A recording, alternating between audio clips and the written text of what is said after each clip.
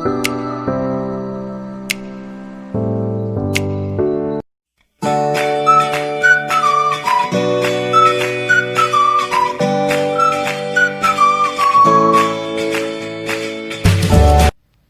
Friends, இன்றைக்கி நம்ம hotel style vegetable kurma எப்படி பண்ணலான்னு பார்க்கலாம்.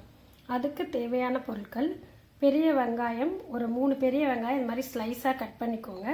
ஒரு தக்காளி பொடியாக கட் பண்ணிக்கோங்க. 1.5 டீஸ்பூன் இஞ்சி பூண்டு பேஸ்ட்டு.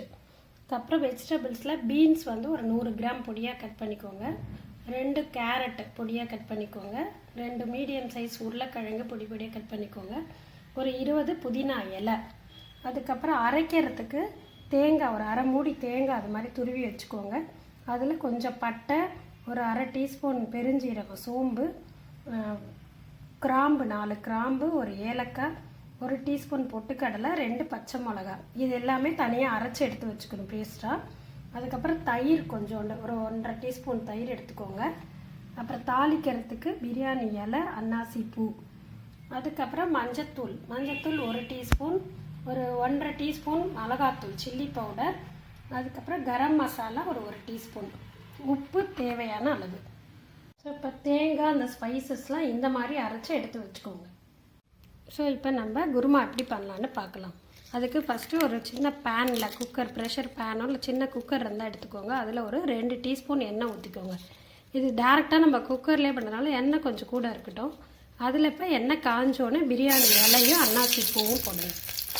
ஸோ அது பொரிஞ்ச உடனே இப்போ கட் பண்ணி வச்சுருக்கிற வெங்காயத்தை போடுங்க.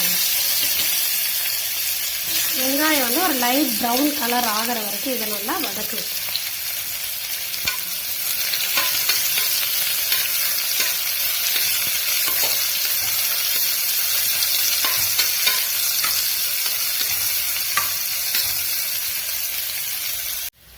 ஸோ இப்போ வெங்காயம் ப்ரௌன் கலரில் ஆகிடுச்சு இந்த மாதிரி. ஸோ இதில் இப்போ எடுத்து வச்சுக்கிற இஞ்சி பூண்டு பேஸ்ட் போட்டுக்கும். இஞ்சி பூண்டு பேஸ்ட்டை போட்டு அது பச்சை வாசனை போகிற வரைக்கும் ஒரு 2 மினிட்ஸ் இதை வதக்குங்க.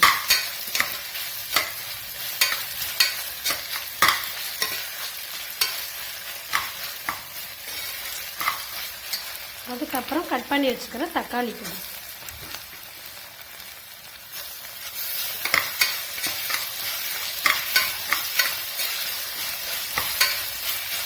ஸோ தக்காளி நல்லா மேஷ் ஆகிற வரைக்கும் இதை நல்லா ஒரு 2 மினிட்ஸ் வதக்கணும். ஸோ இப்போ தக்காளி வதங்கிடுச்சு. இதில் எடுத்து வச்சுக்கிற புதினா இலையை போடுங்க. புதினா இலை போட்டு இதையும் ஒரு 2 மினிட்ஸ் வதக்கணும். இலையெல்லாம் அப்படியே கொஞ்சம் ஷ்ரிங்க் ஆகிடும், அந்த அளவுக்கு வதக்கிக்கணும். ஸோ புதினா வதங்கிடுச்சு. இதில் நம்ம இப்போ தேங்காய் அரைச்சி விட்ட பேஸ்ட்டை போட்டுக்கலாம்.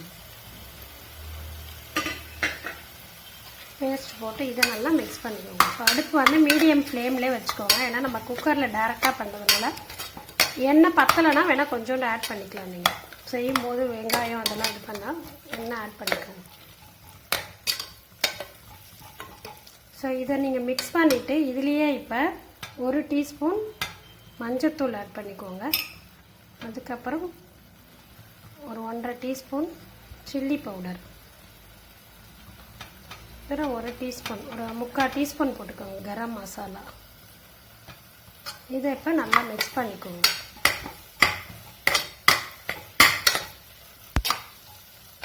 மிக்ஸ் பண்ணி நம்ம எடுத்து வச்சுருக்கிற தயிரையும் அதில் ஆட் பண்ணிடலாம்.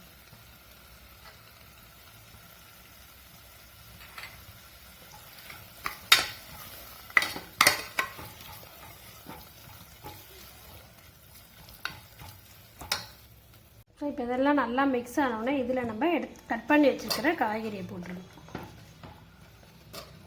ஸோ பீன்ஸ், கேரட்டு, உருளைக்கிழங்கு, வெஜிடபிள்ஸ்லாம் ஆட் பண்ணிவிடுங்க. இதில் நீங்கள் பச்சை பட்டாணி இருந்தால் அதையும் ஆட் பண்ணிக்கலாம். இந்த காய்கறிலாம் ஆட் பண்ணிவிட்டு இது நல்லா மிக்ஸ் பண்ணிக்கோங்க.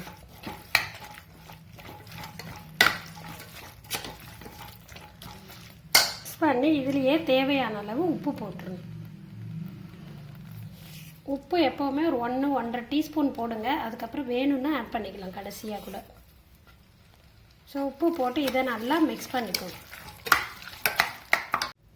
ஸோ இப்போ வெஜிடபிள்ஸ்லாம் மிக்ஸ் பண்ணிவிட்டேன். ஒரு 2 மினிட்ஸ் அதை வதக்கிட்டு அதுக்கப்புறம் தேவையான அளவு தண்ணி ஊற்றிக்கோங்க. தண்ணி வந்து நீங்கள் இந்த வெஜிடபிள் மூழ்கிற அளவுக்கு ஃபஸ்ட்டு ஊற்றி ஒரு மிக்ஸ் பண்ணிவிட்டு